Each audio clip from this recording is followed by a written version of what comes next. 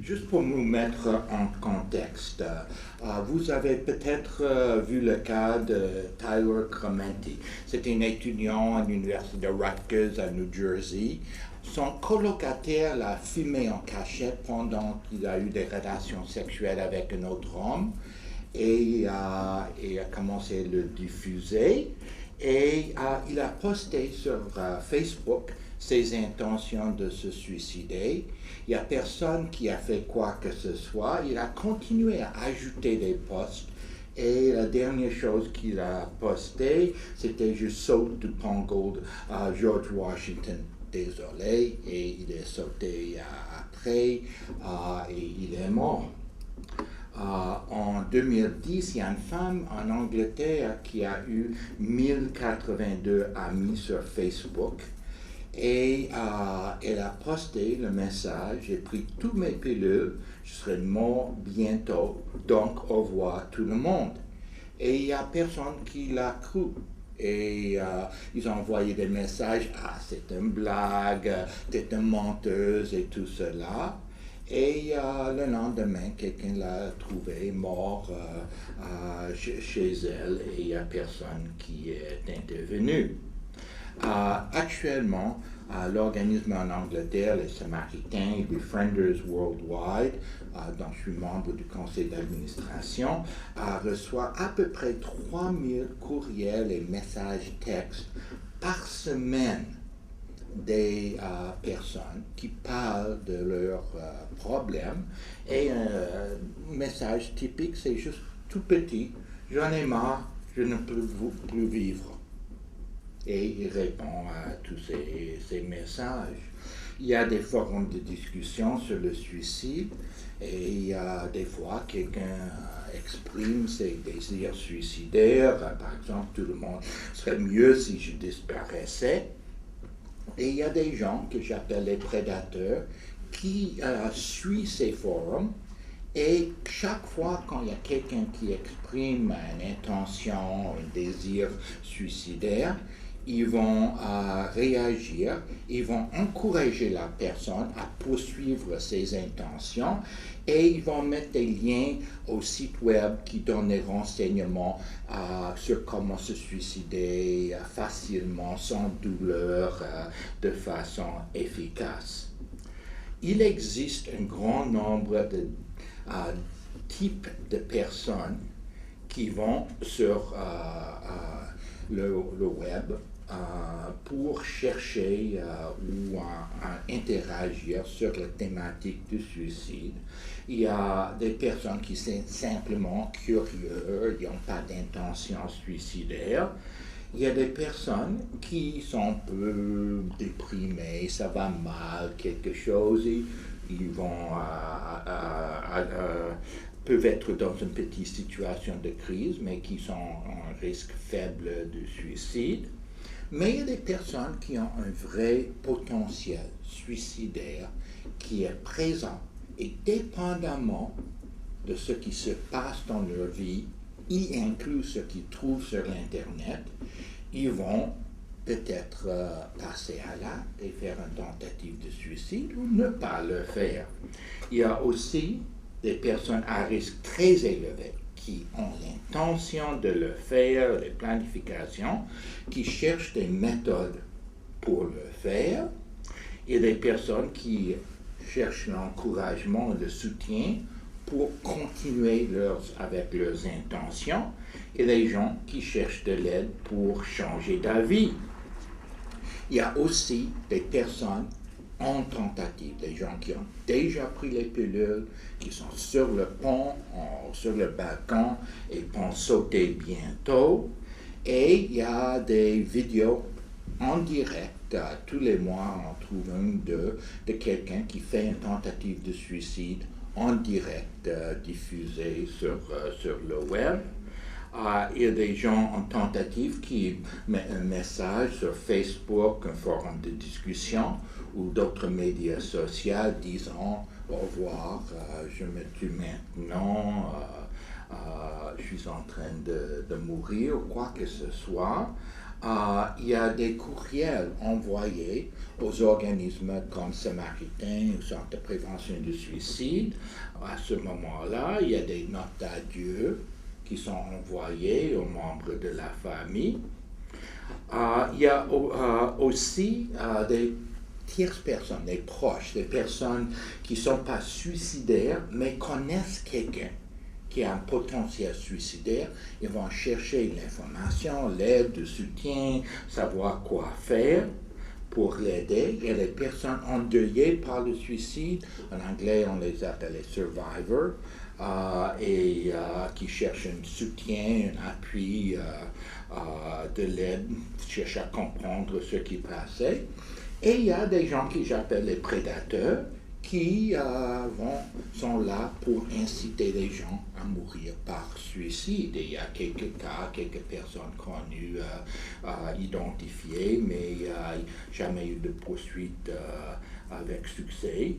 Et parmi ces personnes, il y en a qui souffrent d'un trouble mental important, donc ne sont pas forcément en bon contact avec la réalité à cause de leur trouble mental. Et il y a des personnes qui sont intoxiquées sous l'influence de la drogue et l'alcool, et peut-être pas très logique dans le fonctionnement rationnel et tout cela. Alors, qu'est-ce qu'ils cherchent? Ils cherchent de l'information sur la prévention du suicide, sur résolution de différents problèmes qu'ils ont dans la vie, sur la manière d'aider un ami ou un proche. Ils cherchent des références, où est-ce que je peux trouver un thérapeute ou quelqu'un pour m'aider. Ils cherchent aussi l'information sur comment se suicider ou pour confirmer leurs intentions suicidaires, quels moyens sont les bons moyens. Ils cherchent des partenaires pour se suicider dans un pacte suicidaire. Il y a des cas assez impressionnant des gens il y a un cas en Angleterre qui était vraiment bizarre. C'est quelqu'un qui a annoncé qu'il voulait sauter de Beachy Head. Beachy Head, c'est la place, le lieu en Angleterre, il y a plus de suicides, c'est une falaise près de Brighton. Et il y a quelqu'un qui a répondu, ils sont allés à Beachy Head pour sauter ensemble. Et la personne qui a mis l'annonce a appelé au Samaritain pour avoir de l'aide avec son cellulaire et il a changé d'avis. Et ensuite, il a demandé à l'autre personne, est-ce que vous pouvez aussi parler à eux autres, il peut peut-être vous aider. Il a dit non merci, il est sauté. Ensuite, il y avait une annonce, corps trouvé en bas de Beachy Head, personne non identifié. La première personne s'est rendue à la poste de police, il a dit je sais c'est qui, il a raconté l'histoire. Les policiers l'ont arrêté, l'ont mis en prison pour avoir assisté quelqu'un à faire une tentative de suicide. Et 2 semaines juste avant son procès juridique, il s'est suicidé. Bon. Ils cherchent des justifications pour leur suicide. Ils cherchent du soutien pour pouvoir passer à l'acte, pour pouvoir ne pas passer à l'acte. Aide concrète pour résoudre des problèmes. Thérapie en ligne, c'est disponible, payant et gratuitement pour les personnes suicidaires. Référence aux ressources d'aide. Intervention de crise en direct, par exemple le Centre de prévention du suicide.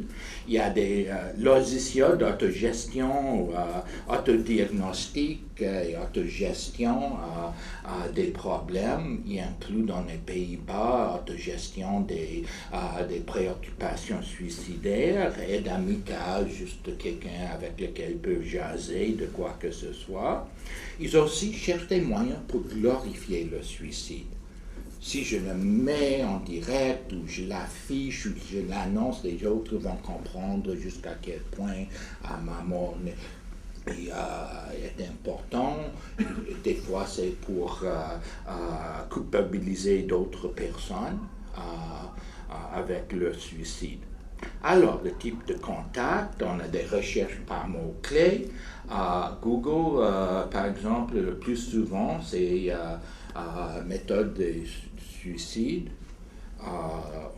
je suicide, clavardage, les chats avec les amis, avec les étrangers, avec des services de prévention de suicide qui offrent des services de chat et avec des organismes qui encouragent le suicide aussi.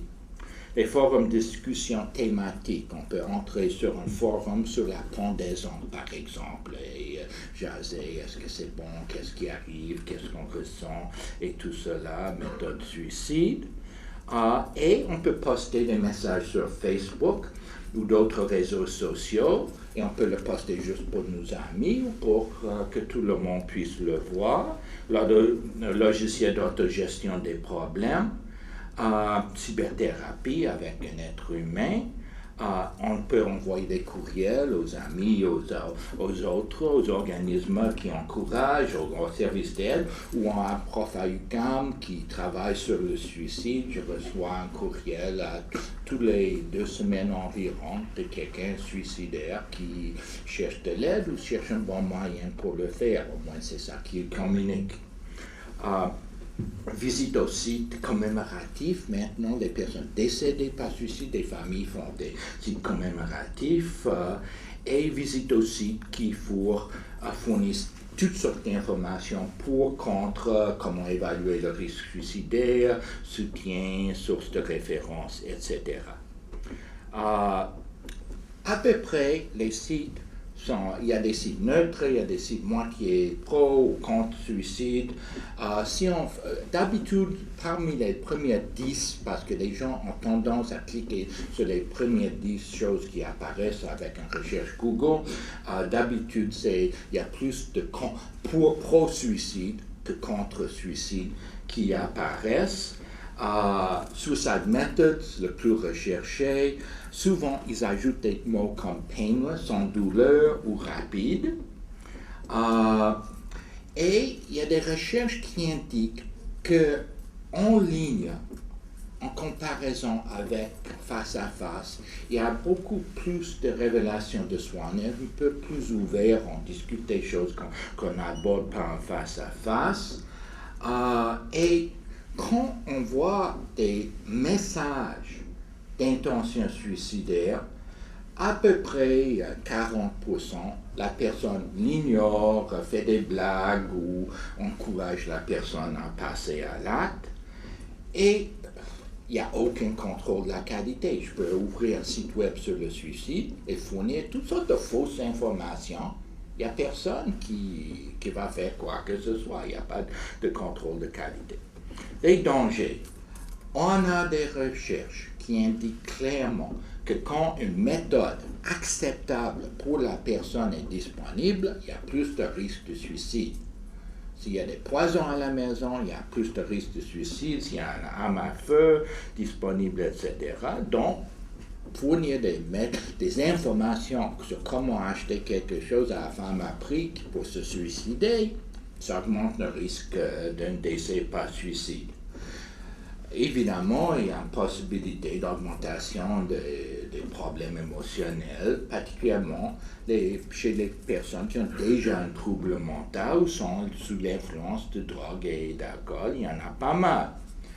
On a énormément de recherches sur les médias que publiciser le suicide a un impact d'augmenter les suicides par imitation d'autres personnes qui s'identifient avec la personne suicidée ou beaucoup de respect pour la personne qui s'est suicidée. Donc, il y a un danger de contagion et imitation. Il y a certainement des cas bien démontrés. Je n'ai pas beaucoup de temps pour donner beaucoup d'exemples, mais où il y a des gens qui ont encouragé, incité quelqu'un à se suicider. Il y a un cas en Arizona, les jeunes, en direct, on dit « allez-y, prends les médicaments et tout cela ». Il y a une possibilité de glorifier le suicide. Si on se tue, tout le monde va savoir parce qu'on va afficher ça sur Internet. Et il y a toutes sortes d'informations privées quand on dit j'ai fait une tentative de suicide ou j'ai des intentions suicidaires. Ça reste quelque part. Et 10 ans plus tard, quand on s'applique pour un emploi, ça se peut que notre employeur va le trouver. Donc, ça laisse des traces. Et on peut toujours obtenir des fausses informations. Oui, prendre le paraquat, c'est une belle mort. En effet, c'est épouvantable. Ça prend des semaines et on s'étouffe et tout cela, mais il y a des fausses informations qui sont... l'anonymat permet à qui que ce soit. Il y a un homme en Californie qui d'habitude fait semblant d'être une jeune fille adolescente qui est suicidaire et offre de se suicider avec d'autres personnes et les encourage. Les bénéfices potentiels, évidemment, on a des potentiels de soutien par les échanges anonymes avec d'autres personnes. On peut rencontrer des personnes qui ont eu des problèmes semblables et ont passé à travers. On peut avoir ces modèles positifs. Et on peut penser que c'est un bon moyen. Par exemple, on peut penser se suicider dans le métro à Montréal, ça va causer une mort subite, efficace, sans douleur, mais en réalité, 2 personnes qui se suicident dans le métro ne meurent pas, et ceux qui meurent peuvent mourir plus tard, donc c'est pas si efficace comme ça, donc on peut changer d'avis, ça peut diminuer le fait d'en parler, les tabous et les stigmas associés au suicide, certaines personnes, par exemple, quelqu'un qui a subi une perte par suicide peut ne pas oser en parler avec ses amis, mais trouver sur Internet un terrain neutre où la personne peut ouvertement s'exprimer. On peut obtenir toutes sortes d'aides par les bénévoles et professionnels. Et on peut trouver sur Internet des personnes à haut risque. On peut les identifier et de façon proactive intervenir auprès d'eux. Quelques services qui existent. Google et Yahoo affichent les liens avec le réseau des CPS aux États-Unis, un petit bloc en vert avec le numéro de téléphone, adresse courriel, pour chaque personne qui fait une recherche sur suicide méthode, quoi que ce soit. Ça s'affiche en anglais, mais il n'y a rien qui s'affiche si on le fait en français, parce qu'on n'a pas de service universel francophone pour ça. Facebook, ils ont un mécanisme, mais ça prend 3 pages pour expliquer comment ça fonctionne. Mais c'est utilisé, il faut faire identifier qu'il y a une histoire ou du spam et ensuite il faut passer par 5 écrans différents. Éventuellement tu cliques sur envoyer un rapport sur contenu de suicide sur une page. Si quelqu'un fait ça, il y a un message envoyé à la personne avec les ressources d'aide des réseaux américains et le réseau obtient le courriel de la personne et le réseau va envoyer un message disant si vous avez besoin, contactez-nous. En Australie, c'est le seul pays au monde qui interdit l'accès aux sites qui encouragent le suicide. Et il y a toutes sortes de services offerts entre une psychothérapie en ligne, des clavadages ou chats avec des thérapeutes, réponse au courriel et tout cela. J'ai pas beaucoup de temps, donc je vais aller vite, mais il n'y a aucune preuve scientifique jusqu'à date que l'Internet augmente le suicide, mais il y a certainement un nombre de cas impressionnants où quelqu'un s'est décédé en suivant un formulaire qu'il a trouvé sur l'Internet, il y a des suicides en direct et tout cela. Un des enjeux, c'est un enjeu éthique. J'ai un article qui porte là-dessus. Je peux vous l'envoyer si vous m'écrivez un courriel, mais grosso modo, c'est pas illégal de se suicider. Comment est-ce qu'on peut empêcher quelqu'un de encourager quelqu'un à faire quelque chose qui n'est pas illégal. On a la question de droit de libre expression, mais aussi on a des obligations de protéger. On a différentes approches éthiques. Il faut voir si on veut vraiment prévenir le suicide ou si c'est un droit.